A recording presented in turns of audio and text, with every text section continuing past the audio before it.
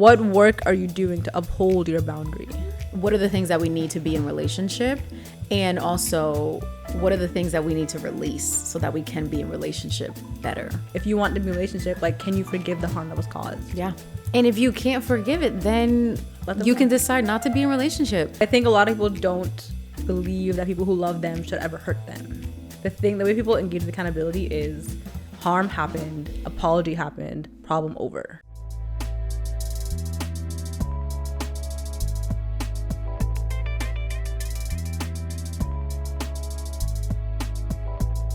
I saw something recently of this author who's been published multiple times, and she was saying, like, she's a high school teacher also.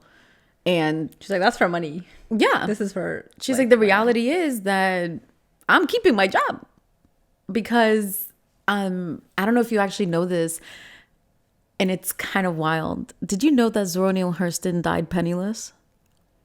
Really? You didn't know that? I did not know that, no. Yeah. No accolades. Put out beautiful work into the world. I don't think she was recognized until like 30 or 40 years after she passed in terms of her contributions. And I can't remember exactly how it played out, but basically she died with no money to her name. And she was an anthropologist. Kind of wild. Honestly. I don't know if she got her PhD or anything, but she was definitely an anthropologist and dedicated her life to telling the stories of Black people, and wasn't discovered until decades.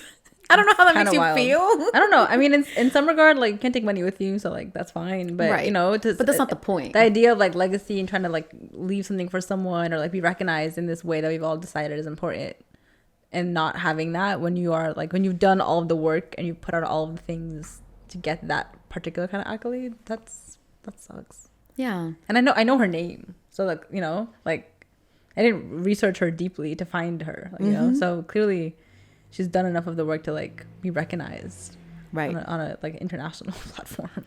And also, she was likely recognized by the people that she wanted to be recognized while she was alive. And the reality is that you don't get rewarded for being a creative. No, you have to just want to do it. Yeah, you can't be motivated by money. It really has to be for the love of the game, and that's. I feel like we're learning that every single time we set up. I'm like, we just love podcasting. It has to be it. Like, and it is important to stay rooted. Yeah. Like, okay, why do we love it? Yeah. What is it? What does it give us? And one of the things that we've been doing is writing long form and almost like going back in time to how we started, what happened, where we were in life. And it's been bittersweet to see how far we have come. And then also how not far in how some not regards. Far. Yep. Some things are actually exactly the same as they were then. Yeah. Again. Yeah. Not like still, but again. Right. So interesting. Yeah. And that is worthy of acknowledgement. Here. Yeah. For acknowledgement. Here. What is that? Here. Just, you know, I'm agreeing. Like, you know, like, I'm saying I. Like. This is the awkward part still. I don't know why. I talk to you every single day. This is so weird that it's awkward this format, but not like 5 minutes ago when the camera was not on. But yeah, I agree. I think that like, because you and I are in such always reflective spaces, I think we always have like history at the tip of our tongue. Yes. As we're like here and being like, oh, I was here last year. Oh, like I've been exactly right here before. I talked to you about it yesterday, or like I reflected on it yesterday. So I don't know. I don't know how aware people are of their history as they're navigating new things. Yeah. But I know you and I are like constantly being like, what happened yesterday? What happened last night? What happened this morning? Like, how do I remember? How do I reconcile? How do I like move differently because of what I know? So I wonder if that just means that we are like hyper aware of our history. Absolutely. Yeah. So I don't know if it's good or bad, but it's true. Yeah. That's something that I've been thinking about recently. Just feeling like I am so in my head and I can't get out of it. And it is what it is at this point. I'm like, wow, I had a lot of thoughts. Yeah. And are you still deeply in your head right now? Or do you feel like you're making your way slowly out of your head? Yeah, I'm still deeply in my head. And like I said, that's what it is. Yeah. Yeah, that's what it is. And there's nothing wrong with that. I do think that sometimes you can think about something for a really long time and you're just like a hamster wheel. Yeah. That's when things become concerning. Then you gotta find other coping skills, you know? You're like, how do I do something that I know is avoidant but like helpful because I'm avoiding my head? Right. Yeah, being a person's hard. That's like this. I think the gist of it all is like, I don't know, like this week has felt like a year. And nothing happened. Like nothing, like at least for me, like nothing crazy was going on. But I just, I don't know, overwhelmed. Like couldn't keep track of anything. Heard my voice way too often. People were talking to me too much. Like I don't know. And then now it's Sunday, and I'm like, I don't know how I got here. Like, and is that not life? Yeah. I know one of my favorite words that I learned in the last few years is called emotional whiplash. And say more. What is emotional whiplash? It's basically when you just have a contrast of emotional experiences. So to give you an example, one of our friends bought a condo and got fired within an hour or two. Good contrast. Yes, very contrast. One involves needing money and one is having none. And not only that, one is very exciting and one is detrimental. And having those experiences back to back leads to the overwhelm, leads to shock. And that's where the mind becomes foggy as well. That is and so we're all experiencing emotional whiplash to some extent, even just like being on your phone for a few hours. Like if you're scrolling, you are intaking so many different emotions and feelings. And it's like, oh, you're watching a funny video and then all of a sudden you see someone like die. Right. And then you're like watching a baking video and then the next one is somebody like being arrested. And it's like, yeah. And I just don't think that we have ever been prepared for that level of intense emotions. Yeah. And that's why we're all kind of losing our minds personally. And that's just something I've noticed. I second that. Yeah. I feel like for me, when it comes to like the intaking things, like I haven't gotten numb to it yet, but I'm just looking at all of them with the same attention. Like I'm like baking video. Oh, arresting video. Oh, like it's all, I'm like, I can't do anything about any of this information that I'm looking at. So I'm just like, but then I'm like, not knowing is like not good. So I feel like we talked about this in a previous season, but trying to figure out like what's the balance of intake versus not, and like how intentional can you be about knowing when you've reached your limit of just looking at information, good or bad, just information. I think I'm still like learning what that looks like. I think we're all learning. Yeah. Hopefully. As a society. So. Yeah. It's too much. Yeah. And that's why I noticed that when I don't consume TV or any form of technology before I go to sleep, I sleep better. And obviously that's been scientifically proven. You're like, duh. And then I have the experience. I'm like, oh, right. Yep. That's it's hard why to they keep said that. doing it, even though you know you should do it. It's hard to do things that are good for you, are good for you, because sometimes they're hard to do. Yeah. Or they like require not being avoidant. Yes. Sometimes being avoidant is kind of a good time. Depends on the circumstance, but occasionally it's useful. Listen, I really don't think you can go through life full like and not be like avoidant. Never avoiding anything. Yeah. Some things must be avoided. Just for a moment. Just to collect my thoughts. Yeah. And my bearings. And that's why don't people say like this is a parking lot thought? Yeah, idea. Park it. Yes. Yeah, yes, park that shit. Let it. Yeah, come back to it. Circle back. Yeah, you don't gotta sit there for emails, long. You know, I'll return back to you on Monday. Yep. And then take or next year. Next. I actually can't handle this conversation today, so we'll talk about it in 6 months. Yeah. And it's been a really good practice for me. Like I think you mentioned this. Like I say this really often when people like invite me to things. Like I've gotten really good at just being like, yeah, like that sounds like a really great thing. I hope that it's lots of fun. I will not be there, but and I think when I first started saying that, people would be like, oh, like Linda doesn't want to come. And I'm like, nope. I'm like, I gave you, I affirmed the thing that's happening, and I gave you my clear no. Yeah. And do with that. So now it's been easier. So it being pointed out, I was like, yeah, that is something I worked on.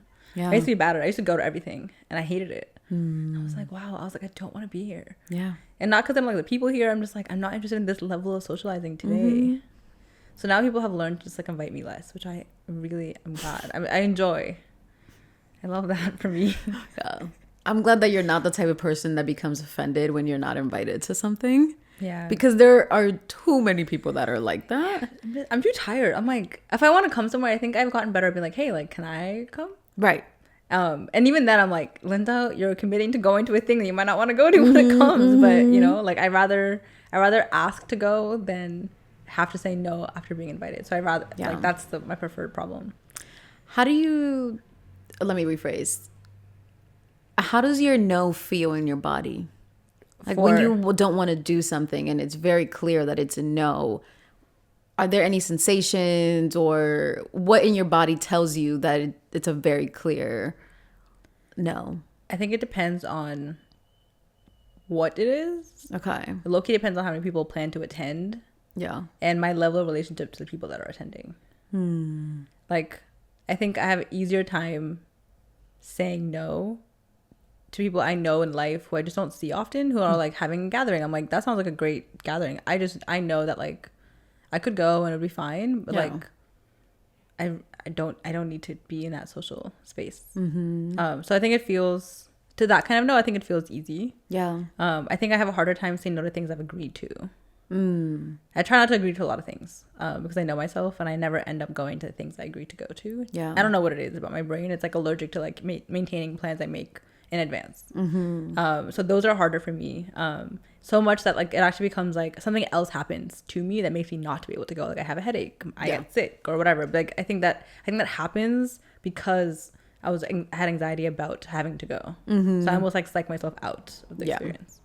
So the no comes no matter what I do or not. So it doesn't always feel easy, but so I can't match the social energy of a space. I can't like I can't find my like pep. Yeah. And I never want to be at a place where people are like, Linda, like you look so sad. I just want to punch everybody who talks to me. So I'm like, I just need to not be there because the vibe of the space is great and I'm just not able to like enter it or match it. Yeah. And you should also still be allowed to be there. Yeah, but I don't want to, right? Like, because like, well, in general, I think Yeah. sometimes when you are somewhere, people try to manage Yes. your experience, Yes. and I'm here. Yeah, right. Right. See, I have a hard time with that. So that's why I opt out. Like sometimes like I'll go somewhere and like, yeah, my energy isn't there, but I'm working on it. Like I'm making but I think like all of the attention that it's not there yet, like stresses me out so much that it actually like now I'm like angry. Now I don't want to be there because you keep talking to me about how I don't look like I'm happy to be here. I'm like, no one forced me here. So you have to kind of like, you know, let people warm up. So, but it also depends on the social outing. Yes. And it depends on who. I think like for example, like you and I can go anywhere no matter how I'm feeling. Yeah. Because I will find like you will leave me alone. I'll leave me alone. Like I'll leave you alone. Like we'll figure it out. Like we'll do what we can with each other while we're there. But like it'll be fine. Right. Yeah. There's no like, oh my God, like I'm not trying to like, I'm not in charge of your experience. You're not in charge of my experience. Like we're here. Right. So with people like with that, I think it's easier for me to go places because I'm like, oh, like you're not trying to account for my like pep or I don't know what else to call it, like like attitude, and I'm just like I know that my like my neutral face looks sad. I know it doesn't look angry, it looks upset. It's not. I'm not mad, I'm just not smiling. I feel like how fucking weird would it be if you're just standing all the time and you're just smiling? I'd be like, yo, somebody get her, like she actually needs to leave now because why are you smiling in the corner by yourself? You're being weird. Exactly. I'd rather you have a neutral expression. Exactly. Yes. Yeah, and I'm friendly. You talk to me, I'll talk to you. Right. Yeah. So I think I had maybe it's like slight PTSD from college of just like I've gone to places where I like maybe I was tired or I was just warming up to like I was just orienting myself to the space, and the amount of people that would approach me and be like, hey, like can I get you something? Like you look like you're so much energy would come to me and I'm like, I do not want to respond to these questions. So I would just leave. I'm like, I don't need to be here. It's okay. Yeah. I had way more fun on the outside of that experience. So yeah, I think I'm still learning how to go to social space I want to go to without having to change my energy when I'm there. I have not figured that one out yet. Yeah. Have you figured it out yet? No. Okay. It has not been figured out. Let me know when you have some insight. I try to go to most things. Yeah, you're good about you be outside. I try. You do a good job. I try. It's good. It's impressive. Yeah, but when I'm there, I feel like I'm always even keel, regardless of where I am. Doesn't matter what's happening around me, in fact. I went to a day party like 2 weeks ago. I was chilling. Everybody around me was having the time of their life. Yeah, I was too. Right, but like the way it looks on you is not the same as it looks on them. Yeah, I'm like, haha. You're like, woo! Yeah. And Oh, then, I'm there. Oh, yeah. I'll amp you up. Right, exactly. But I won't. I'm not My energy is just not big. I am just calm wherever, and that's just what I've accepted about myself. Pretty, chill. Yeah, Chill. I'll be cute. I'll be there. I'll have, my little water or whatever I'm drinking, and that's that. And I'll have a great time. Yeah. But there are some like stereotypes of what it should look like. Yeah. yeah, and that is frustrating to me. That's part of why I don't go. I'm like, I can't handle it. Yeah. And I'm a big believer that you should be allowed to have your own experience. It doesn't matter what's happening around you. You want to dance? Yeah. Be my guest. You want to get some shots? Get some shots. Go ahead. I'll support you. You don't want to drink? Yeah, amazing. Live your best life. You want to meet someone to leave? Have a great time. Bye. You're here. Yeah. And that's all there is to it. And people are really annoying. Yeah. About how you should behave when you. And I'm like, are you not having enough fun that you're worrying about me? Yeah. Like I've never done that to somebody. Be like, hey, like unless they're like crying, right? I might be like, hey. Even that, I would actually avoid them. I depending on our relationship. If I don't know you, I'm not approaching you. But I'm saying if you're with the people that I came with and like you are like something has like something has shifted. Then I might ask once like, hey, like you good? Like you good? I might just check in. If you tell me that you're fine, cool. Then and you want to cry at the party? I support the crying at the party. You do your thing. Yeah. But that's the only reason why I would ever be like. Yeah. Otherwise, So I love people watching when I go out. Exactly. And that happens with my neutral face. Yes. And I be seeing a lot of people are out here doing a lot of stuff. I'm like, I like her outfit. Yes. Okay, they boo loving. Right. I'm scanning the room. I'm trying to see who I'm in community with that day and that night. Yeah. And I like loud music. I'll listen to it. That's the reason why I enjoy going out, because I want to listen to the music, especially if it's a DJ that I enjoy. Yeah. Yeah. Let me listen to your set, and I'm gonna be chilling, sitting down, and that's it. I like open mics. I think I have an easier time going to events that are structured. I was gonna say I prefer them. They're easier like programming. Like, no one expects me to do anything besides listen. Like no one's like, Linda, like why aren't you like listening? Like then but like a party or like some sort of like things like that. I'm like I'm not interested in being this social. Like honestly ever. Yeah. So I'm just like. I'm not there like making new friends. Like maybe at the point in my life where I'm just like, yeah, I like my friends. I know people. Like I don't know, but it's something I still want to keep working on. I think. Yeah. I used to do it. I don't know what happened. At some point, like I got busier, or I started working, or something happened, and now I'm just in my house. Yeah, yeah. I do think it's important, especially where we are in our lives, to be connecting with people as much as possible. And there are so many dope people in the world that we should know and be in community with. And like, I really enjoyed going to the open mic because I love watching people in their brilliance. Like, the way you put those words together, like chef's so good kiss, performance, beautiful, all of it. beautiful, beautiful, beautiful.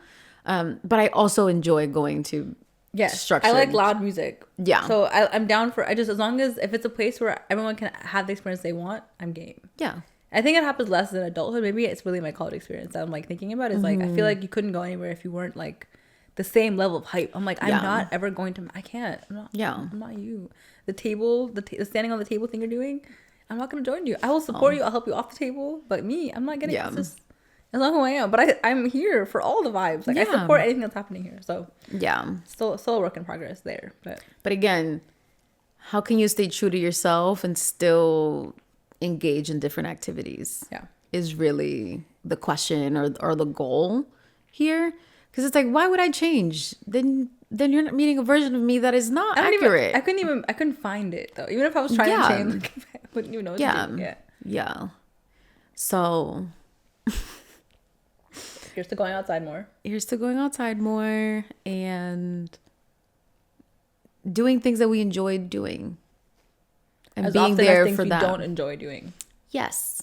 Because there's plenty of that happening. No, absolutely. And I feel like, maybe I need more play in my life. just in general. You always need more play. You always need more play. And having the spirit of wanting to play is very important right now, because I think it's the only way that I'm going to survive. Yeah. I didn't even want to say it that way because I was like, that might sound alarming. No. But it really is. Don't worry. If people want to be alarmed, you know, they can go right ahead. It's fine. Yeah. We're all figured out. Yeah. So part of what we are talking about is how to be in relationship to people. Yeah. And staying true to ourselves in that process. Yep. And it hurts because I'm so curious about the type of skills that we need right now to be able to be in relationship better. Like, one of the things that you often say is like, or one of the questions you often ask is like, how can community increase your quality of life? But how do you find community? Right. How do you learn to be in community without necessarily changing yourself? So these are some of the thoughts or questions that I've been having, and like, what are the skills that we need to be in relationship? Because it's not something that we're taught at all. We just expect to be social beings, and at no point are we taught. Like, my biggest asset is active listening. I'm so serious. I believe you. I've been your friend long enough. And I think that that's such a skill that we all need to have. Like, are you actually listening to what the other person is saying? Are you responding with your body language? Are you like putting your phone down when, you know, someone is telling you something? Just how do you show presence through listening? Can you recall what someone said that you found meaningful? All of those are like subversions of showing like active listening skills, because sometimes you're talking to someone and their mind is in 100 different places, and you know, a lot of us have ADHD. Like, that's fine if that's what's happening, but I find oftentimes that we're not giving each other the level of presence that we need to actually be in relationship, and that's what made me wonder what other skills we may need. What do you think? So many. Well, I think part one, I think of my answer is, to be in community, you have to be a villager. As much as if you want a village, you have to be a villager. I don't know where I heard that somewhere. I don't know where I heard it from, but as much, if you want people to show up for you, you need to be the kind of person that shows up. Yeah. So you can't expect it and not engage in it. That might mean that you're like going to things you don't want to go to. I don't know, like things that are not like, it might not be things you're like completely interested in, but like part of getting people to show up for you is being someone who does that for other people, for the people you want that from. So that's one part that I think a lot of people don't do. They're like, oh, I'm not interested in that, and I'm like, that's fine, but like the person that you are in a relationship with is like looking forward to, or could have help with, or needs whatever, right? Like, so I don't think people are always as cognizant of how they don't, and it's a small thing. It's not like going to the event or like the performance. It's like, hey, like, I don't know, like this person, like, you made them an extra meal that you were making for other ways, right? Like, how are you showing up in people's lives in a way that feels like you are like thinking of them or considering them in the life you are also like living? That could be like sharing opportunities you find if they're looking for work, whatever, right? Like, so, and to your point, like if you are present when you're with them, ideally you have context for like what they're working through, navigating, what they're experiencing, whatever it may be. So in your life, part of that is like, how are you, without them having to like tell you all the time, how are you like engaging with the relationship? I think is one part. Skill wise, I don't know, so many. The person that comes to mind, I think, is like clarity and communication. I think that there's a lot of like unset expectation. Yes. A lot of like passive aggressive, like, well, I did it so that they should, or whatever, like I would have so they should have energy, but no words are like spoken. Just like feelings, or I don't know. And then everyone's being like passive aggressive and no one's friends anymore, whatever it is. But yeah, I think if you're trying to be in a relationship long term with anyone, there's going to be conflict. You're going to have to like renegotiate your boundary, whatever. All of that stuff's gonna have to like be addressed in some way. So you have to be willing to tell yourself the truth, and tell people the truth, and trust that your truth and their truth can like work itself out to stay in relationship, right? It can't just be like always like pleasantries and dinner and brunch. It's also like helping you clean your house because you couldn't get up to do it.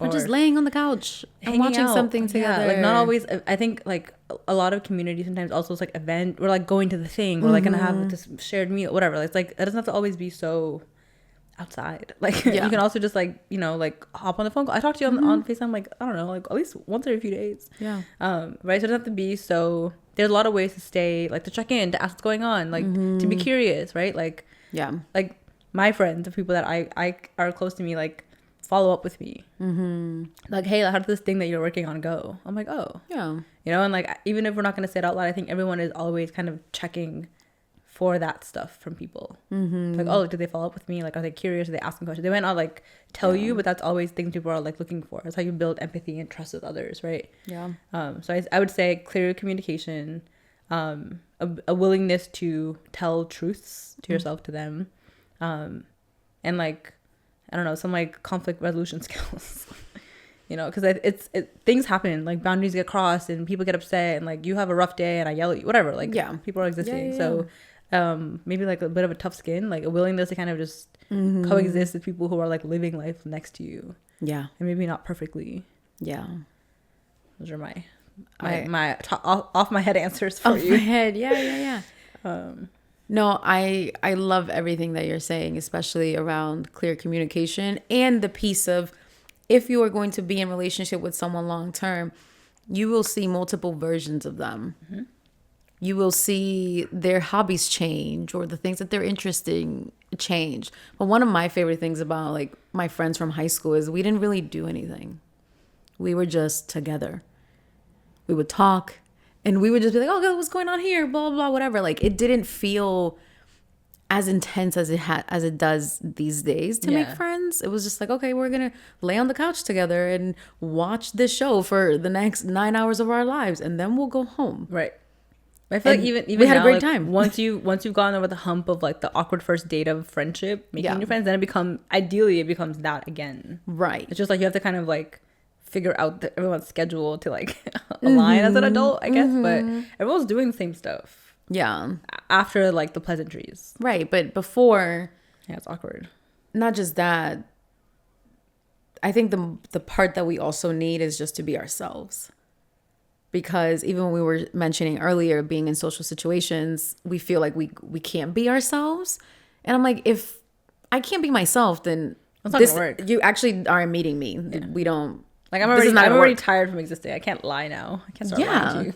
Yeah. And again, also recognizing that people will show up differently depending on what's happening in their lives. And they may not always be consistent. Like the friend that you may want to go out with, like maybe they don't want to go out anymore. So what does that look like now when the thing that connected you is no longer in between you? Like what is going to hold you on the other side? And so I think about what are the things that we need to be in relationship, and also what are the things that we need to release so that we can be in relationship better. Yeah.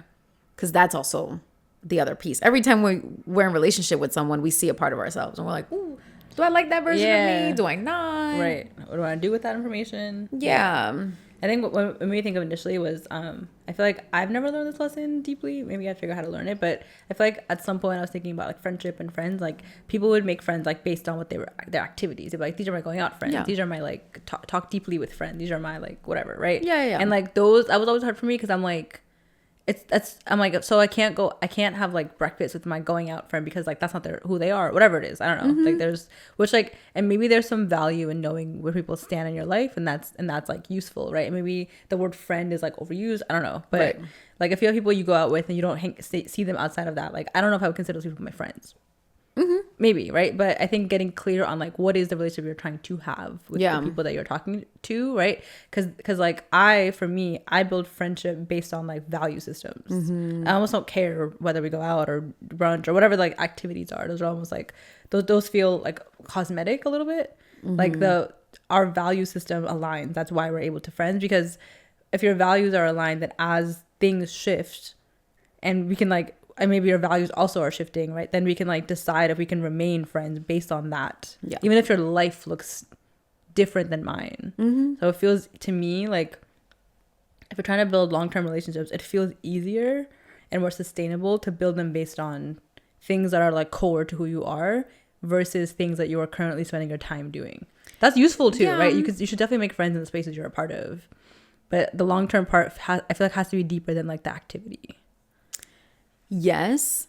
And sometimes the activity is what brings you together in the first of course. place. Yeah. I think it's not what sustains the relationship, I don't necessarily think that I go up to someone like, oh, we have the same values. No. You know? Yeah, that's not how, but I'm saying like if you're trying to build a long-term relationship, no matter how you meet them, that you're like the thing you're holding on to can't be just the activity. Like, yeah, you met there. That's helpful. It's important. Maybe you'll keep that. Maybe it's important to you guys. But the underlying value might be that you both value doing art together. That's still a value. It might not be like this kind of art forever, right? But you value like being creative, right? That's still so it might not be the initial thing, but I'm saying like you might meet folks in all these spaces, but the thing that to work on a long-term relationship has to be like more substance than the space, because the space might go away, and then what, right? Then are you guys not friends anymore because like the class you were in together is now over? Like, what does that mean, right?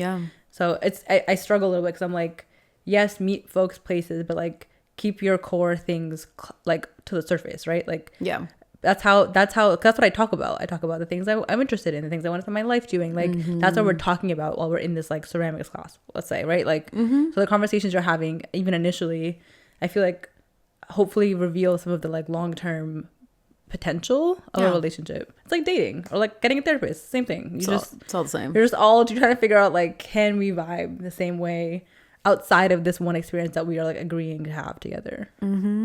Yeah I think that's my take. I haven't made new friends in a long time. So you haven't? I don't think so. But not because I'm like uninterested. I haven't gone really anywhere. Yeah. I know. We need to get you outside. I don't think I want to go outside. But even like I have a new friend at my job that I like her. We're coworkers though, right? So I only can tell if we're gonna be friends once we're not in this dynamic. Right now it's great. It's working. Yeah. And we like hang out outside of work a little bit. That's also great. But like I won't know until we're like no longer like attached, you know, like you can't see it until you leave. But I think we're actually friends versus like work friends. I don't know. Yeah, I mean the lines get blurred sometimes. Which I think is how you make long-term friends. I do think that something that we all need is to be able to check in on people, like as a skill. Yeah. What does that look like? Like just being able to step outside of yourself and be like, oh, they should reach out first or whatever. It's like sometimes, and this is something that I am learning, fully learning. I have been so bad at it for years. I was just like, oh, if you want to know something, like you can ask. But then I'm like, oh, sometimes you like should offer information, even if it's not asked, because that also builds closeness. And I'm learning. Learning. Amazing. You are. Learning. You're doing great. Without being prompted.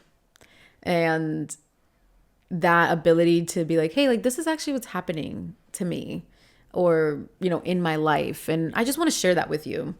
What's going on? Like what's happening in your world or what's going on in your world. Yeah. And that being the starter of the conversation is really, really helpful. Like the other day I saw this article about this lady was making emotional flags, like how to describe anxiety in a flag. It's like, that's so cool. It's like you just raise the flag and you're like, and now I'm anxious. Yeah. I love that. That's so cute. Perhaps you could use it that way, but it's like, how do you decorate it in a way that like describes anxiety to you? I have a friend who I was like, this is so up your alley, girl. You should go ahead and do that. So I just sent her the article. Yeah, relevant to her. That was the extent of the conversation. She's like, oh my God, like this is so cool. I said, yeah, I thought of you when I read this.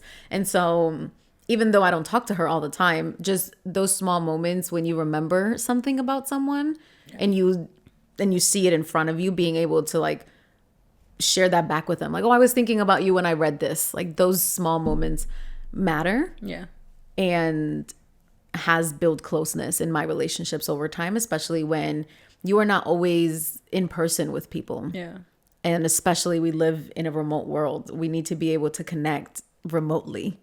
And maybe it's I can't always do a phone call. Maybe I can't always like give you an hour of my time, but there is something I can do. And what is that? And so being able to check in on people and remember them when you're navigating your own life. And even right now, something that I've been thinking about a lot is like, oh shit, like I am having my own experience and everyone else is too. And that's hard. That's hard. That's hard. Why is that hard? It's hard because sometimes I get so consumed in my own world that I forget that everyone else is experiencing something and experiencing their own life, their own trials, tribulations, whatever. And then I have to take a step back to be like, oh, okay, like this thing that's like really, really big for me is not for someone else. Right. But they might have a different thing that I don't consider big that is big for them. Exactly. Yeah. Exactly. And so being able to navigate that. Yeah. And like not take it personal. And not take it personal. It's hard. That actually has to be a skill we have to add to this list. Yeah, it's hard. Not taking things personally. Yeah. It's really, because we write stories, we're all creatives, I guess. We're all making up stories in our head. All negative normally. Just like, everybody hates me and they're ignoring me on purpose and whatever else. But I feel like one thing I heard you say, which is another skill, is like this vulnerability piece, right? Like switching, I guess a couple things. One, switching your mindset that people who are in a relationship with you want to be in a relationship with you. So I feel like one thing I did a long time ago was I was like, people are curious about my life. My friends are curious. That's the story. I was like, I'm gonna tell myself the story. I really enjoyed that story. Yeah, because like and then if you don't want to get to my story, that's fine. I'm gonna give you the tea of my life. You do with that what you will. So it made it less awkward to be like, anyway, look, and then like I'm very inconsistent in responding. I'm not actually working on it. I accept that about myself. It's okay. I think I'm a consistent enough person in the ways that count. Yeah. Until told otherwise, that is how I'm moving. But I'm not good at like maintaining conversations over my phone. Like I just I will call you, we'll FaceTime, it'll be over, I'll be done talking to you for a while. Yeah. And that's just that works for me. So that just has to work for everybody else in a relationship with me. But I think the mindset that like people are curious about me, and I think that the opposite means that I do my best to be curious about other people. And for me that means like I like being present if I'm with you, I'm with you. Yeah. And for me, one thing that I feel like I do often is I try really hard to connect the people in my life to each other, whether it be through like them meeting each other physically, giving like proper context for people. Because I think that like, even if I'm not necessarily let's say I'm with Hanukkah, I'm not with you, like, this person now, so I'm like, oh, I'm with this person, like you might also still feel close to me because you now have clarity of like, this other person that I'm with, like it's not this other part of my life you've never heard of. So for me, like community also means like bridging them a little bit if you can, and not keeping things so siloed. It's easier for me just like logistically to make sure my friends know each other, but also makes it easier for me to like, keep people updated about like, oh, I was with this person or I was talking about this. Like you have some context for how I'm spending my time. So that's something I think about, is like what color can you give the people in your life, even if they're not like, you're not giving all the context, but like you're at least giving people some color into like who you're spending your time with and what you're doing. And for the vulnerability part, I think to your point about like reaching out, it's hard. I don't know. I've never had a hard time with it because I'm always the person who asks. I feel like I'll be like, what's up? How are you? I'll call a million times. And I know for some folks, you're like, well, if no one asks me, I'm not telling anybody anything, which like is a completely fine take. But I think there's some vulnerability in reaching out first when you're nervous too, and trusting that your friends want to hear from you. So I would say, I don't know what the skill is, but like willingness to be vulnerable. If that's a skill, then I would say that. Yeah, absolutely. I don't know what the like tactical practice of that is, but that's something like that. And then the other one I think about is where can you offer grace? Like the same way you're able to be like, oh, like I'm consumed by this, like someone's consumed by something else. Like where can you like insert like a better read of your friends when they're not like showing up for you the way you expect them to, or the way they have. Like how can you insert, they might be also overwhelmed or something else, even if it's not true, right? Like it isn't, if you're gonna live in your head, you might as well add some like positive stories to the mix. So willingness to give grace, willingness to be vulnerable, and a reframe around curiosity, I think are skills that we definitely need. I also love this piece that you're saying about telling ourselves different stories than the ones that feel more critical or harsh about ourselves and other people as well. Like that idea, like, oh, my friends are curious about me. Oh, people want to know what's happening in my life just as much as I want to know about theirs, and not necessarily feeling, oh, if I'm sharing, it's a burden. Right. Because there are a lot of stories that I'm like, I've told myself that like, oh, okay, that could be altered, or I could think about that a little bit differently. And to stay in a relationship for a long time, you have to be willing to reframe the stories that you're telling about yourself, about the other person, and about the state of your relationship. Because the relationship will always shift and change depending on what's happening in their life or what's happening in yours. And it may not always align. Yeah. And that doesn't mean that you can't be in a relationship. It just means that your relationship looks a little bit differently. And so a willingness to adapt is so, so critical.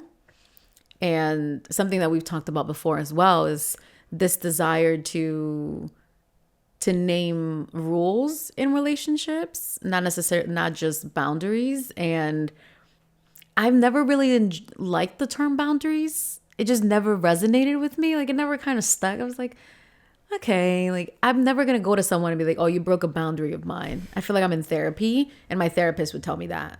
I would never, like, that doesn't feel colloquial to me. Yeah. It'd be like, oh, you did some fuck shit.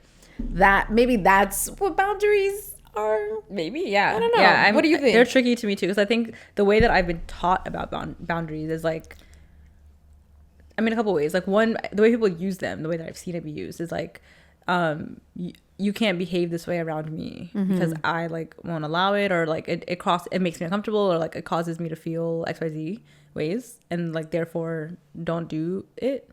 Which, like, sure, I think well let me actually give a preface. For me, I think to expect to not be hurt in a relationship feels silly to me. I just say that again. Personally, like, you can't be in a relationship with long term and be like, and never be hurt like that. Yes, that just doesn't. I'm not even working towards that experience. Like, that doesn't make sense to me. So saying all that, I think, like, to some extent, the version of boundaries I've been taught about is like an attempt to prevent harm, like, which is like reasonable, right? There's some ways they're trying to protect your experience, all that, cool. Can you give me an example? Yeah, I think people are like, you can't, like, I have a boundary on like being yelled at. Like, don't yell at me because it'll make me like cry, or reasonable, like, completely. Don't yell at me. That's fair, right? That's a good one. But the boundary being don't yell at me doesn't make sense to me. The boundary being like, when I'm yelled at, this is what's gonna happen. Like, my boundary is to walk away. Like, I just know that, like, if there's yelling happening, I will remove myself from a situation because it's not an experience that I want, or like one that I'm comfortable with, whatever. So I do. Let me backtrack. In the past, I have said, when I am yelled at, I shut down and I don't respond. Right. So is that what you're saying? Like, this is how I'm going to respond if that situation happens. Right. And then there's a piece around rules where I say, like, I don't tolerate being yelled at. Right. But I think the thing I'm saying is, like, I've tolerated it. Right. Like, I think it depends for like, that's where I struggle with the word boundary, because, like, it feels so black and white, and like, I don't know, like, the thing about like your walk away if it happens, that feels like a boundary to me. I'm like informing you of my boundary. I'm not like dictating what your behavior should be. Yeah. I'm like informing you, like, what might happen if you were to yell. Like, here's what I would do, and do with that what you will, right? Ideally, you're not yelling at me because I'm telling you what would happen. And even if you were, right, I think depending on depending on who it is, they're like, well, now we can't be in a relationship at all. Yeah. You have yelled at me, you've crossed my boundary, I like cried, now we're like breaking up, whatever. Like, we're not friends anymore. There's no grace. Right. So period. For me, that's where I struggle with our boundaries. That it feels so rigid, right? Like, yeah, it's my boundary. If it gets crossed, like it's over, which I'm like, maybe that's reasonable and fair. I don't know. It depends on everyone's life experience, but like, I've had my fair share of trauma, right? Like, so I think for me, there needs to be room for some sort of conversation on the other side, because what the other person's experience also needs to count, right? Yeah. Like, there might be a reason, repair. Right? There might be a reason, like, for them yelling is how they get heard. Cool. Doesn't make you yelling at me like not an issue for me, right? But there needs to be like some sort of iteration where you're like, hey, like, how do we not get here, or something like that? Unless you don't want to be in a relationship anymore, that's also fine, right? If you decide that, like, this person yells at you one time and that's it, it's over, cool. Like, by all means, that's your business. I just have a hard time. Again, it depends on it depends on a lot of things. Yeah. Like, if a stranger yells at me, you know, like, I'm never gonna see them again. I don't need to like articulate my boundary and be like, well, when people yell at me, I'm upset. Yeah, they don't care. Right. So I think I struggle because, like, boundaries are protective. The intention, at least from my understanding, is that they're meant to protect your experience to some extent. Yes. And that they are yours to uphold and nobody else's. that's where I think the distinction comes from me. Because I think a lot of people are like, you crossed my boundary. Yes. And I'm like, you have a boundary. I can't cross it's your boundary. Why? Like, so if I'm yelling and you're still here, you did not uphold your boundary because you should have walked away. Which again, forgivable, not a big deal. We could talk about it, but the conversation that you have after, if it's framed like you crossed my boundary, how dare you? We're not talking about. We can't like resolve, because now you're gonna defend yourself, and it's not. I don't know, but if I'm like, hey, like, I violated my boundary earlier, and when I stayed to listen to you like while you were yelling, and that was really hard for me because it scares me when people, whatever, right? Then you can at least have a conversation about the boundary that you weren't able to uphold, and how maybe you can have some support with that, or how yelling could not, whatever, right? There's just room for more talking if you're able to own that boundaries are yours to uphold. But that feels like not the way people talk about it. That is not how people talk about it. People, how I see it being talked about is the other person did something wrong. You named that you had an issue with something. Yeah. The other person did the thing that you didn't want them to do. And so now they crossed your boundary. And now they need to repair. Because how do you repair at that point? What's repair look like? If that's the way, you know what I'm saying? Like, repair looks like them saying sorry? Perhaps I'm not doing it again, or saying that you won't do it again.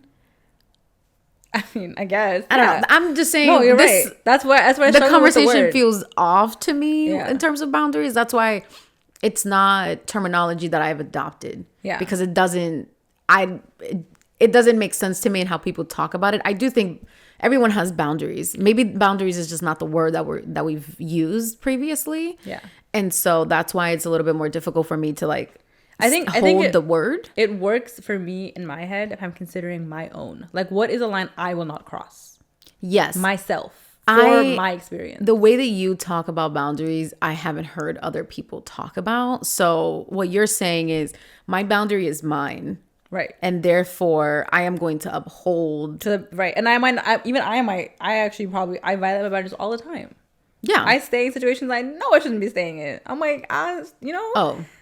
Right. So, of course. So for me, it's like, that is more of like a Linda to Linda conversation where I'm like, what's happening? Right. And if I share with anyone, it is like, because I want to like bring you in to help me with what I did. Right. But I also, personally, I would never say to someone, I violated my own boundary. Yeah, no, same. Like that. Like, how would you say that in a conversation?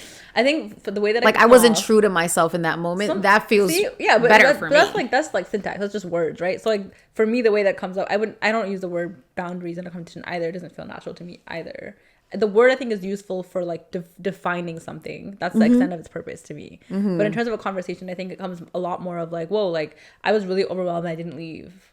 I didn't know how to leave and I should have left. Like that's what I would give you. I would actually say the thing that happened more than being like, I violated my own boundary. Depending on who you talk to, they use the word. But wait, you were saying something earlier about rules versus boundaries. Yes. So what's the distinction? I am trying to figure it out. What the distinction is, because in all relationships there are rules. Like established rules? Like sometimes they're not said out loud, which causes other problems. But yes, every relationship has rules, like things that you do and don't do. And then there are boundaries where, at least the way that I've been taught about boundaries, it's almost like a fence in front of you. And is a rule not a fence? Is a rule a fence in front of your relationship? Say that again? So if a boundary is a fence in front of like me, let's say, then where does the rule line go? Does it go in front of like our collective relationship, or does it go in front of me as well? Where do rules go if boundaries are a fence? If boundaries are a fence, then the rules, I don't know. I can't think about it in that way. Okay, well, what's the difference? Rules to me is an agreement, almost. Okay, between people. Okay. Boundaries aren't not always agreement. Aren't always like, I don't agree to the boundaries that you may have all the time. Agree as in, wait, if you don't agree to the boundaries, then you're like crossing them in this context? Okay, I'm thinking through this because it feels hard to like talk through. Yeah, I feel like the video we watched yesterday was kind of helpful. Yeah, the distinction that I feel like they made in the video was that like rules are rigid, boundaries are fluid. is the way I understood the video. Yes. Which I don't know if that's true. But I don't know. I don't think that's true. Yeah. I think my boundaries definitely are a little flexible. Maybe they shouldn't be, but they definitely are. If we're using... What's a boundary that you have? Like, I just can't think of a boundary that I have other than the one you shared about I'm getting yelled at. Consent. Yeah. But that's a boundary, right? Like, that's a boundary that I'm upholding. Like, if something feels physically unsafe, I'm removing myself. That is a boundary I have. It's like my physical autonomy. Yes. Boundary. Yes. What's another boundary I have?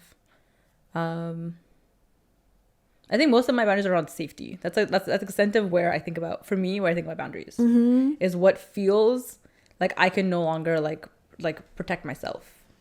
I don't think about boundaries for myself in any other context besides like keeping myself safe.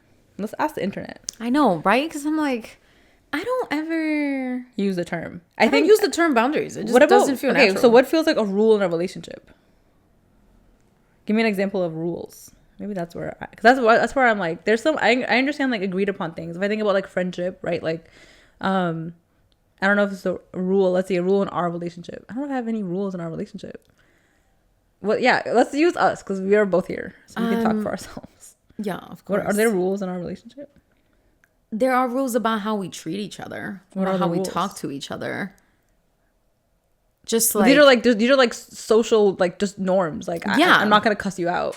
Yeah, but also, but some friendships like they do cuss each other out. But also like, let's say I was having a rough day and I was to cuss somebody out, it'd probably be you because we're friends versus somebody. You know what I'm saying? Like, yeah, and then at that point I'd be like, we'd have a conversation, right? But was that because I broke a rule or because like we're having a relationship? That's where I struggle with the word rule. To me is things like I have rules in my classroom for how we all behave. Yes, but we sit and we talk about that together. We've never done that. I think it's. So I'm like, I think it is unnatural to do that. It's right. Like have at least using the term rules. Yeah. But we all do have them because they are norms to some extent, and that's mostly what I'm trying to say. That like these words that are that come from the therapy world that have sort of been taken out of its context to some extent and brought into the mainstream are not ones that we always use in conversation. Yeah. Okay, wait, sorry. I found an example. I found apparently this is an image. I don't know. I haven't checked the source. It's just something I googled. Sure. It says, what can healthy boundaries look like? Yeah. Okay. There's like physical, emotional, material, mental, time, and communication. All right. Are the categories. Give us examples. Okay. They're all like statements. Okay, the first one, physical, says, I don't feel comfortable with heavy PDA while we're out in public. So that's a healthy boundary. So then somebody would be like, sure, we won't do that. Yeah. This goes against my definition, I think, a little bit, because this is somebody else's behavior, right? No, they're saying, I don't feel comfortable doing PDA. Which means that you won't do it with me. Yes. Okay. Emotional. Which means that, like, this is not something that I want to happen here. Right. Okay. Yeah. Emotional. I need time to process my emotions before I can clearly communicate them to you. Yes. Okay, that's a boundary. Like, is it? I don't know. That's what it's saying. Are we confused? I don't know. I don't know. Does it matter that we don't use the word? Maybe we're doing it anyway. Because that's something I've definitely worked on. Absolutely. Through, but I don't know if I've ever had to like sit and be like, I need 3 days. But the way I never consider that a boundary. I consider that to just be a relational skill. Like when we are in conflict. Being able to communicate. Yeah, like being able to communicate. Like when I'm in conflict, this is how I show up when I'm in conflict. Okay. I would never describe that as a boundary. Okay, let's see. Okay, we're having a boundaries. Okay, let's see. Okay, hold on. Okay, types of boundaries: physical boundaries, personal boundaries, social boundaries. What are social boundaries? There are limits you set for your behavior in social situations, such as not engaging in gossip or setting limits on what activities you attend. Okay. The personal says these are invisible but crucial limits you set for yourself. The what? They're crucial limits. Which one are the personal. Visible? Oh, these are invisible. Okay. These are invisible but crucial limits you set for yourself. They are about your emotional, mental, and physical well-being and determine what you are and aren't willing to accept from others. Yeah. That's what you were talking. Right, but I guess where I struggle is like, for me, that is something you learn only in practice, and that is always iterating. That's why I struggle calling it a boundary. Right. That's why I'm like, so then you do agree that boundaries are fluid. right, for me. Yes. Not always. I don't know. Like, there's things that I wouldn't tolerate from like a stranger that I would tolerate from you. So I struggle because I'm like, is it not my boundary? Because I'm not maintaining it. I'm maintaining it with the stranger, but not like. So then, Like, if a stranger would hug me, that's crossing a boundary I have about physical touch. If you were to hug me, I don't have a boundary about physical touch around you. You know, so yeah. So boundaries have to be in context. right, which makes them fluid to me because the boundary can't be like, don't hug me. It's like this person can't hug me. I don't. Does that make sense? Or can the boundary just be, I don't like being hugged? Right, but if that's the boundary, that applies across the board. But that's not like, so for me, my boundary on like, for example, physical, like on physical touch has more to do with my relationship to you than the thing itself. Yeah. So then how is that a boundary? I can't tell you. Right. So I'm like, it has to be fluid, I think. Right? Or, I mean, just the word. I don't know. We do all of these things that we're describing. Yes. I have said plenty of those things. Yeah. I just never consider them to be boundaries. Maybe they are. We're just not using the right words. Maybe we just don't know what boundaries are. Time. I have a basketball league game every Wednesday night. Can we make sure to keep those evenings free? How is that a boundary? Like, that's just communicating. Okay. What? Mental. While I don't agree with you on this, I appreciate your willingness to consider my perspective as well. I would never say that. How is that a boundary? What's also, the boundary? how is that a boundary? Yeah. The boundary is you're willing. Okay, material. I prefer to split the cost of meals evenly when we eat out until we're ready to take the next step of our relationship. So the boundary is paying for yourself. Paying for half. I feel like I'm guessing. I'm like trying to think. It's like a game. I don't know. I'm not clear on this, but I do think that rules are different than boundaries. I do agree with that. Yes. And I do agree that boundaries are personal to people. Yes. And not like the relationship. Like, don't cheat on each other. That's a rule of a relationship. I mean, it could also be your boundary, I guess. Like, not to be cheated on. No, that's not a boundary. That is a fucking rule. That is a rule of how you are choosing to behave to stay in relationship. So, but could that also be a boundary? It's like you know how a square is a rectangle, but rectangle is not a square. You know that something like that. Yeah, like I don't know. Yeah. I'm not. The definition didn't help me more. No, it did not. I mean, maybe it's just the terminology. I think it's been overused. Yes, and I think people have weaponized it. Absolutely. So, because to me, when I have heard people talk about boundaries, it feels like you are telling someone how to behave. You're telling me how to behave, and you are telling me you are upset about my behavior. So sometimes what I have found is that boundaries come in the aftermath of doing something, not before. That's why I struggle. The problem. But that makes way more sense to me, because you might not have known that this was something that was going to really bother you. Yes. So after. Perhaps, That's why I don't understand setting them. I'm like, I might discover that I have a boundary around something that I've never experienced until this moment. Yeah. Like, you don't know you don't want to be yelled at until you're yelled at. Yeah. I mean, maybe I could determine that I don't want to be yelled at, but like, I think that's why the word I struggle with, because it feels like a rigid word to me. Mm-hmm. It feels like a set of rules for how to interact with me. Yes. To keep me like even. Mm-hmm. And I just like, I'm trying to live my life. Like, I want to be high and low and in the middle. Like, I'm trying to like experience life. So for me, there's things that are related to my safety. And if boundaries are about safety, I think that they are consistent across the board to me. Right? Like, if I would agree with that. I think, right? Like, consent across the board. Doesn't matter how close we are. Like, if you don't have it, don't touch me. And then the other part is like, because then it becomes a lot of like, I have to remember all these rules about you. I can't do this. I can't do that. I can't say this. I can't. That's not a relationship. Yeah. It has to be like, hey, it could be informing me. Like, I always get overwhelmed when I'm like in charge of making dinner alone. Yeah. Sure. So that the conversation becomes like, how can we support you feel less overwhelmed? Mm-hmm. Not like, never make dinner.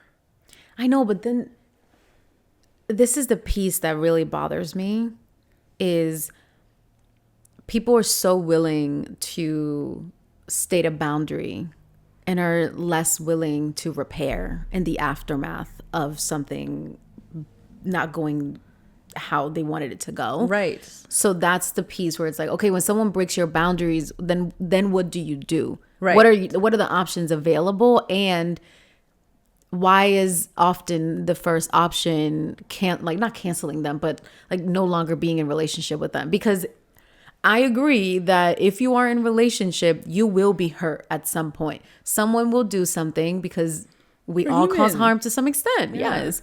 And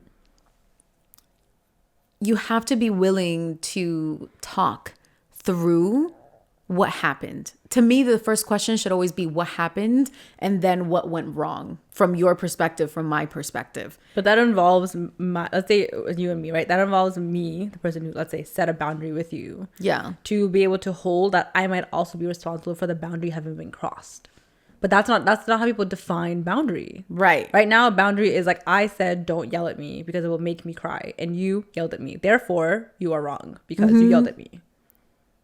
Which, like, I don't know how you respond to that besides, like, yeah, I get, like, sorry. The only thing you say to me is, like, yeah, you did say that. And, like, I was mad, so. Yeah. And then we're like, well, don't be mad. I don't know. Then what are we doing? But these are some of the relational skills that we're talking about. Right. Like, having accountability for how you show up in spaces is crucial. Like, what work are you doing to uphold your boundary? Like, if you watch somebody start getting upset, let's say, right? Like, if you know people in your life, you know how they are, right? Yeah. I have some friends who, like, their temper is you know, they're working on it, but it's there. It's something they're navigating in real life. It's in the room with us always. Yeah. So if I have a boundary around being yelled at, and I'm noticing this person get more upset, and I'm still engaging with you to the point where you are now raising your voice at me, I'm not blaming you, but you are responsible for your contribution to the conversation. Absolutely. If you don't know how to step away before things get heated to that point where they know they'll be yelling, like, it can't just be like, I will be unregulated and they have to remain self-regulated. Yeah. Because I told them that I'm gonna cry. Yeah. It's like, cry, bro. It's okay. Like, yeah. So I think you're right. The part that's missing is, like, what role do you play in upholding your own boundaries? They're your boundaries. I ain't got no obligation to uphold your boundaries. None. If I can cross them, they're not your boundaries. I don't know if I agree with that. They can't be. Uphold them. It's not on me. If you can't handle being yelled at, don't be here. Right.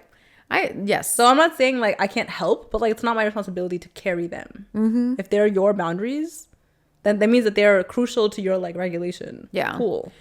And what you were talking about is the fact that it's so much easier to place blame on someone else versus looking inwards and seeing how we are also contributing to a situation. Yeah. I feel like I don't know what that skill is, maybe I don't even think it's self-awareness, honestly. What is, like, the being responsible for your part? Yeah, like accountability, like self-accountability. Yeah, I think that's it. Yeah, I think we need more self-accountability. People don't know how to be. No, I think people really struggle with accountability because the way that I was talking about this at work actually earlier this week. I think the way that people engage with accountability currently is very how do I say this nicely? Just somebody who's worked in, like, RJ spaces, like accountability spaces for a long time. Like, the way people engage with accountability is harm happened, apology happened, problem over. Right? And, like, sometimes the words are not repair, right? Repair has to include both people. It has to include your willingness to drop it and my willingness to apologize. If you're not going to drop it, my apology is landing on deaf ears. Yeah. Right? So if you're like, well, you have to apologize because you crossed the line. Cool, let's say. And I apologize. And that's not gonna result in us being cool again. Then that's not the right repair that was necessary. Yeah, it's like a lot of couples who maybe go into couples counseling when someone has cheated. Sometimes the issue is that the other person, like, isn't willing to move forward and continues to bring back. Which is completely, like, that's where you are, so you are. Yeah. But we're not repairing, right? That happens. But what I'm saying is that you also have to be willing to accept the apology and move forward to some extent. You can't always be like, okay, I'm going to bring this up every time something happens again. Because then that's not actual repair. Now that person, we had this conversation in our first season about, like, if someone causes somebody harm and then somebody causes somebody harm back because they were caused harm, and now we have this, like, weird ping pong of harm. There's a lot of layers of accountability. It can't be like all this harm is a result of your initial harm, therefore only you are accountable. Like, you essentially, you're responsible for, like, you being hurt now. Yeah. Right? So I think part of the accountability piece that's missing is, like, I have a stake in this too. I am willing and want to be in a relationship with you too. Right? It can't just be like, you hurt me, so apologize. But it's like, if you want to be in a relationship, like, can you forgive the harm that was caused? Yeah. Are you willing to accept having been hurt by this person? And if you can't forgive it, then you can decide not to be in a relationship. That is always an option available. Yeah, but I think a lot of people don't believe that people who love them should ever hurt them. Or whatever. Which I'm like, sure. That is that. Yeah, we can go on a whole rampant But there's about like this. a whole, it's like, I mean, the simplest version, for me, the version of that is like, if people are doing malicious things to harm you, completely agree with you. Yeah. Harm happens. Like, by accident. I watch myself get hurt. I'm like, whoa, I hurt my feelings. Why did I hurt my feelings? I'm like surprised by it a little bit. Yeah. Right? So sometimes like I'm hurt by things that like I don't understand why I'm hurt by them. So I can't hold you responsible for being aware of this like random thing in my head that I'm deciding is a problem for me today. Yeah. Right? Harm is present. So if that's your initial assumption, then accountability is not going to be available to you. If you think you shouldn't be hurt in a relationship, then like there's no apology will feel like addresses the entire problem, because you're still holding on to the fact that this person who loves you hurt you. So like, how could they hurt you? So them saying sorry for hurting you is not going to help you. You're like, they shouldn't have done it to begin with. It's like, great, well, we are now here in this situation where you are hurt. Yeah. So we can deal with our reality, or you could say that I crossed your boundary and we can never talk again, and that could be the story you have, and that's fine. It just feels like a simple answer to a more complicated issue at hand. What do you mean? Saying you crossed my boundary and therefore I can't like no longer talk to you or whatever. Like that feels like a cop-out to some extent. And that's why I initially wanted to have this conversation around relational skills. What skills do we need right now? Because people are so willing to just exit instead of stay and figure things out. Or they feel like they have no other option but to exit because they said they had a boundary. Yes. Yeah. And that is actually hurting us and hurting our ability to be in a relationship. We're like deeply isolated already. Yeah, like we're already isolated. Someone did some fuck shit. You could, if you want to be in a relationship with them, you could address it and allow for things to be murky and messy for a while, and then decide how to move forward versus being so rigid in the way that we engage with one another. And it goes back to what you were saying. The ability to give ourselves grace and give other people grace is just as necessary. Yeah. Whatever skill we want to call that, like, I don't care. But that is a requirement for being in a relationship today, at least for me. And like, I think in general. You're right. Yeah, I think it's hard. The language part is so tricky because it's just like it's defined in ways that are different. That even the way you and I feel like spend our time looking at words and understanding what they mean. Like I don't even have. I'm confused now. I'm like, I don't know. I thought I knew what the word meant. What it means. I think that like if I'm trying to, my most like positive read of it is like being able to establish boundaries for yourself with some level of like self-respect, right? Like you're able to be like these things. Like I don't want to tolerate this experience for myself. Cool. That is a completely good place to begin. Yes. Right? The nuance of how the boundaries get crossed or whatever you want to call it, like it's information, right? If somebody, like, I don't know, the thing about the basketball game. I have a basketball game on Wednesday, and can we like, not schedule anything else? Which is cool. That is your boundary. Sure. I wouldn't use the word, but whatever, right? That's your boundary. And like you told me and we're together, whatever. And if 3 weekends pass, we do it every Wednesday. We have no plans. And then 5th Wednesday, somebody asked me to have dinner and I forgot and I made dinner plans. Right? Now I have crossed now we're fighting? Like that feels kind of insane, right? Like for me, I'm like essentially the issue is that you didn't feel prioritized. That's what happened. You felt like I forgot about you, and you felt like I didn't consider your experience, and now you're late to your game, whatever. Something happened to your scheduling. Yeah.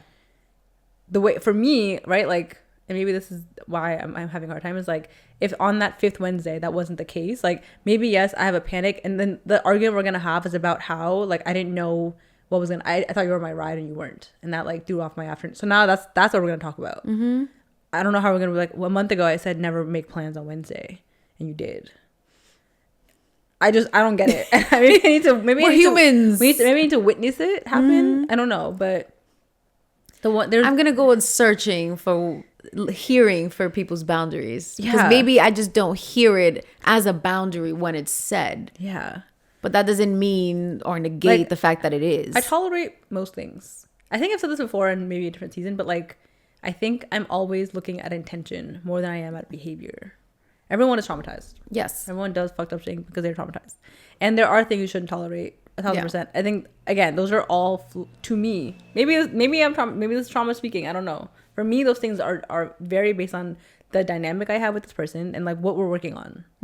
There's things that I tolerate long after I know that I should for myself because I know it is useful for somebody else. Right? Depending on your relationship, like that's for me is what being in a relationship means. Yeah. Not everybody is like healed and ready and like can talk about whatever. Right? So for me, I don't expect the people I'm in a relationship with to communicate as well as I do in conflict. Right. I could be like, my boundaries that you're able to handle it the way I am. I could do that. I'd be alone. You know, like it's not useful to me. It is something I'm working towards. I would like, I prefer, it's my, you know, but like I can handle to some extent like a level of like you working through your stuff next to me. Yeah. Maybe you're crossing my boundaries. I don't know. They're like the physical consent ones are non-negotiable. Absolutely. So that's the only one I can understand. I'm like, I understand that if that gets crossed one time, we're good. It's over. It's a wrap, right? Like, yeah, that is the only one I understand. There's no return. What are we gonna talk about? Like, you forgot? Like, no, right? So every other one feels like there's room for talking, and maybe even that one. I don't know. Depending on who you are, who knows, right? Well, what I will say is that there's still so much that we are learning about boundaries and being in relationship and relational skills, and that is what this conversation has at least revealed to me. Yeah. And it's true, everyone's at a different stage in their life, and everyone, I am telling myself, is doing the best that they can with the information that they have, trying to be the best person, and they may not always show up that way, right? And that's why I'm like, where do your boundaries live on those days? I'm not the one to answer. I know, but I'm saying that's the question I have is, right? Like, right. Where does it live? Like, is that something that needs to happen all the time? Because if it is, I don't know. It feels, I don't know. I think it's important that people should have whatever is going to make them feel safe in a relationship. I think you should do all of the things. But I think you're right that people are not like, have a really hard time being like, hey, like harm happened here and I don't want to leave. Yeah. I want to find a way to work through harm. I think that is a deeply lacking desire. Yes. Not even skill, like desire. Because they're like the willingness to say, I was hurt. Yeah. And I want to stay in a place that caused me pain. Yeah.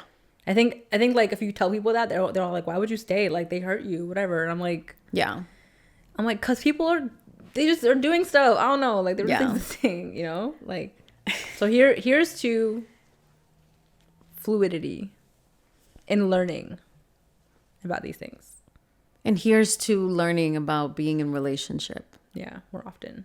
And recognizing that there are skills we can build to be in relationship. Okay, wait, let's summarize them real quick. Okay. Willingness to be vulnerable. The ones I remember, I don't know. Active listening. Clear communication. Willingness to repair. Willingness to be accountable to your contribution to harm caused. So self-accountability. Yes. That's self-accountability. Do we count that twice? Okay. Sorry, our fingers aren't doing the same thing. I have 5 total. Yeah. Vulnerability, communication, active listening, self-accountability, repair. Willingness to repair. Skills. Look at that. We're basically a school. Welcome to the messy part of the classroom. Here's our curriculum.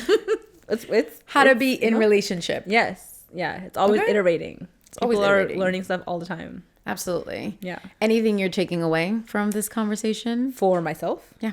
I just like I've been thinking so much about, not recently, but just in life. Like I've worked in such accountability spaces has been like the like core of my career world, and it's just after all these years, like I don't know, and I just think that's like good or sad or like I meet so many people who define all these words so differently, right? And none of them are wrong. Like they're all like using their life experience like to describe these things, and I just like I don't know. After all this time, like this is like a space that keeps shifting in front of my face, right? So it's interesting how long you can spend with something as important and as central to existing as relationships, and never have like complete clarity on like the best case scenario, approaches, whatever. So I think my takeaway is always stay in conversation with these things because they are always changing. But also for me, I think specifically, like I know what I'm doing, right? To try, even though I don't have like all the language and like all the whatever, like trusting the practice. Yeah.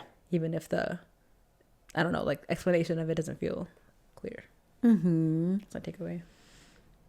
Oof. Yeah. Still unclear about what boundaries are clearly versus rules. We're committed to learning. When we understand, we'll like. We're committed to learning. Yeah. And what I'm sitting with is that we all have this deep desire to be in relationship and to be seen and to be heard. And frankly, to not be hurt. And the reality is that we will be hurt in relationships. And so what do we do when that happens? How do we treat ourselves? How do we treat each other in that process? And recognizing the necessity to build our skills. Because yes, we're all social beings, but we're never taught how to actually socialize. Yeah. And I hope that we continue to practice those skills because they're just as necessary as anything fucking else. Yeah. For real. What about for our listeners? What do you hope they take away? The same. So sorry. I was like... Yeah. I mean, I don't think mine is... I think that the thing I would add, the nuance I want to offer is that we don't know either, right? Like, we're just talking. So I hope the takeaway is that do this, like, right? Like, try to define things for yourself with people around you. Use your life experience to support the understanding and the clarity. Look things up, like, use your resources to get clear on these words. Instead of taking it at face value. Yeah. Because like, everyone knows what a boundary is. Like, but do I really? You know what I'm saying? I don't think I do. Right. So and like, that's okay. Right. To be willing to say that out loud. Yeah. So like, be willing to be taught. Yeah. You know? And if there's things that you felt like you know with certainty, consider them again. Maybe they've changed. Please. Like before this week, I'd have been like, yeah, I know what a boundary is. I have some. But now I'm like, I don't think I've ever set one in my life. I don't know what they are. I don't think I've ever had a rule before. I don't know. Yeah, and then the other part I would say is, what is invisible in your relationship that you can make visible? Like, what are like unnamed rules you have that you're like passive aggressively holding on to that you haven't actually named? And can you name them or let them go? Pick one. But, that's a big one. Yeah, because like I think that's gonna take like hopefully that resolves some of the conflict that happens. You're able to be like, hey, like I actually expect you to call me whatever, right? Say that to people. Maybe in different. Don't say expect, but like I don't know. I would like you to, or I hope it whatever. Like find ways to like make the things that are invisible in your relationships visible. Yeah, I love that. Here's to learning. Woo! Woo! Right, we're done. Do you know what boundaries are? But actually, you're like, I'm not even asking like